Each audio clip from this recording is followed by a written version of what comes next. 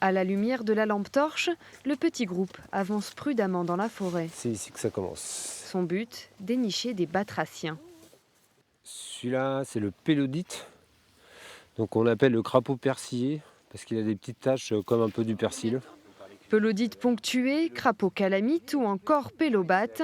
Ces amphibiens qui vivent dans les dunes doivent se rendre dans un marais d'eau douce pour se reproduire, mais le trajet n'est pas sans risque. Quand ils sortent d'hivernage vers la fin de l'hiver, ils sont obligés de traverser la route et donc il y a des risques de collision. C'est pour ça qu'on a mis en place une barrière de 800 mètres de long. Bloqués, les crapauds tombent dans les seaux, sont récupérés avant le lever du jour et déposés de l'autre côté de la route en sûreté.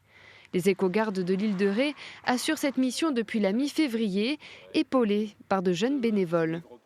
C'est déjà bien parce que nous, la dernière fois qu'on y a été, on n'avait rien vu. En plus, c'est une espèce en voie de disparition, le pélobate, mais on a déjà vu des crapauds et c'est bien. On va pouvoir sauver la nature qui est en voie de disparition. Enfin, on peut essayer en tout cas.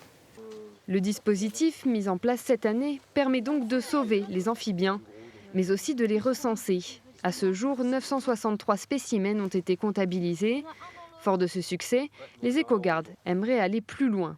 On répétera la manipulation, l'installation du dispositif sûrement plusieurs années. Le but du jeu étant de mettre en place un crapauduc, donc c'est un passage busé sous la route, et qui puisse passer en toute sécurité.